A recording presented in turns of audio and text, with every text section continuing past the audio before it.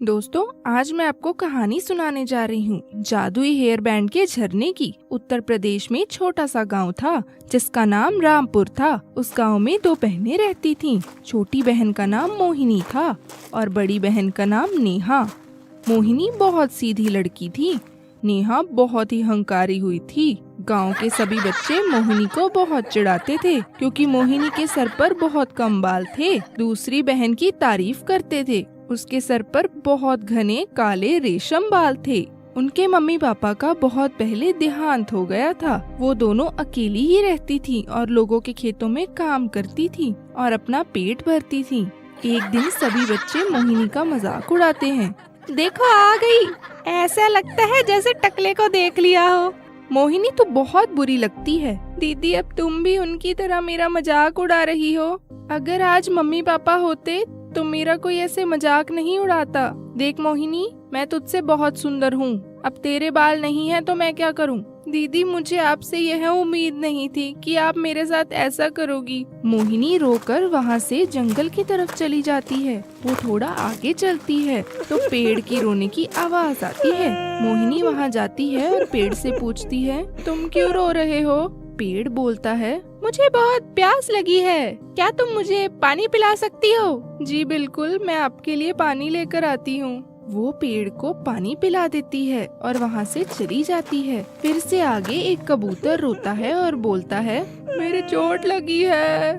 मोहिनी पेड़ से पत्ती तोड़ती है और कबूतर को लगा देती है और वो ठीक हो जाता है। फिर वो आगे जाती है। रात हो जाती है। वो सोचती है एक घर मिल जाए मुझे। तभी उसे एक घर दिखाई देता है। वो घर के अंदर चली जाती है। उसे एक अम्मा मिलती है। क्या आज मैं आपके घर रुक सकती हूँ? हाँ बेटी, रुक जाओ। बेटी, तू गर्म पानी से नहा ले। घर के पीछे गर्म पानी का झरना है। मैं तब तक खाना लगा दूँ। मोहिनी नहाने चली जाती है। नहाने के बाद जब वह आती है तभी उसके बाल बहुत आ जाते हैं और वो बहुत सुंदर लगने लग जाती है। वो अम्मा से बोलती है, मेरे इतने सुंदर बाल कैसे आ गए? बेटा, यह जादुई हेयर बैंड है। यह उसको ही मिलता है जो दिल से अच्छा होता है। फिर वो घर चली जाती है। मोहिनी की दीदी बोलती है, तू कहाँ चली गई थी? दीदी, मैं जंगल में रास्ता भूल गई थी। तेरे इतने सारे बाल कहाँ से आ गए? तू इतनी सुंदर कैसे हो गई? मोहिनी सारी बात बता देती है। फिर नेहा जाती है। जंगल में नेहा को वही पेड़ मिलता है। नेहा वहाँ जाती है। पेड़ बोलता है, मुझे पानी पिला दो। नेहा सोचती है, मैंने पेड़ को पानी पिलाया तो मैं लेट हो जाऊंगी। वो बिना पानी पिलाए वहाँ से चली जाती है। फिर उसे वही कबूतर मिलता है। उसके चोट लगी होती है। कबूतर बोलता है, मेरी मदद कर दो। नेहा फिर सोचती है, मैंने कबूतर की मदद करी तो मैं बहुत लेट हो जाऊंगी। वो वहाँ से चली जाती है। फिर अम्मा का घर मिलता है। वो अंदर चली जाती है और अम्मा बोलती है, आओ बेटी, मुझे नहाना है। बेटी, आप नहा लो, तब तक मैं खाना लगा देती हूँ। वो नहाने चली जाती है। जब वह नहाकर वापस आती है तभी उसके सर के सारे बाल चले जाते हैं। वो टकली हो जाती है। अम्मा बोलती है, तू बहुत लालची है, अपना अपना सोचती है। सही हुआ तेरे साथ। नेहा रोने लग जाती है। वो बोलती है, मैं अपनी बहन को कभी परेशान नहीं करूंगी। तभी उसके बाल आ जाते हैं और पहले जैसे हो जाते हैं। दोस्तों, यह कहानी से हमें यह शिक्षा मिलती है कि कभी भी किसी को परेशान नहीं करना चाहिए। अगर आपको वीडियो अच्छी लगे तो वीडियो को लाइक करें और हमारे चैनल को सब्सक्राइब करना ना भूलें। किशनगढ़ नाम के एक शहर में एक राधिका नाम की एक लड़की रहती थी। राधिका बेहद ही सुंदर लड़की थी और उसके बाल उससे भी सुंदर थे। पूरे शहर में राधिका के बालों की चर्चा होती थी। राधिका को शहर से मॉडलिंग के ऑफर आते रहते थे। उसने बहुत सारे कंपटीशन जीते थे।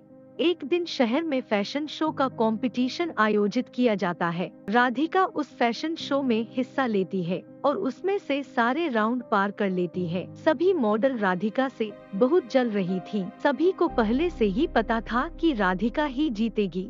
उनमें से एक रीमा नाम की एक मॉडल थी।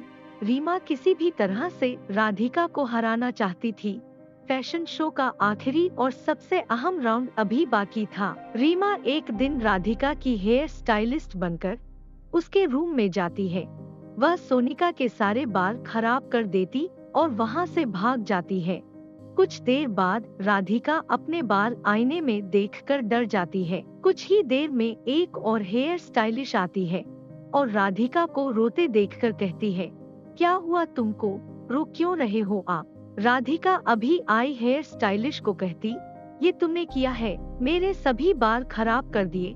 हेयर स्टाइलिश कहती, ये मैंने नहीं किया, मैं तो अभी आई हूँ, आप बाहर खड़े अंकल से पूछ लो। रीमा जैसे ही तैयार होती है फाइनल राउंड के लिए, तभी फैशन शो वाले बताते हैं, ये फैशन शो का लास्ट राउंड आज नहीं होगा। इसके बाद ये सुन के रीमा को बहुत गुस्सा आता है। वहीं दूसरी तरफ राधिका सारी बात अपने माता पिता को बताती है। राधिका कुछ देर बाद एक जंगल में जाकर पेड़ के पास बैठकर रोने लग जाती है और तभी वहां पर अचानक से पेड़ राधिका को आवाज लगाता है। इतना सुनकर हैरान हो जाती, पेड़ कहता है, बेटा क्या हुआ, तुम रो क्यों रही हो? राधिका डर जाती है, फिर कहता है, डरो मत। फिर राधिका सारी बात बताती है।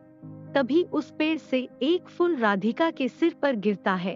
उसके सारे बाल पहले जैसे हो जाते हैं। राधिका बहुत खुश हो जाती है और पेड़ का धन्यवाद करके वहां से चली जाती है। यह बात रीमा को पता चल जाती है और उसके बाकी सारे मॉडल्स में से एक मॉडल बोलती है, तुमने एक शो जीतने के लिए इतनी गिरी हुई हरकत की।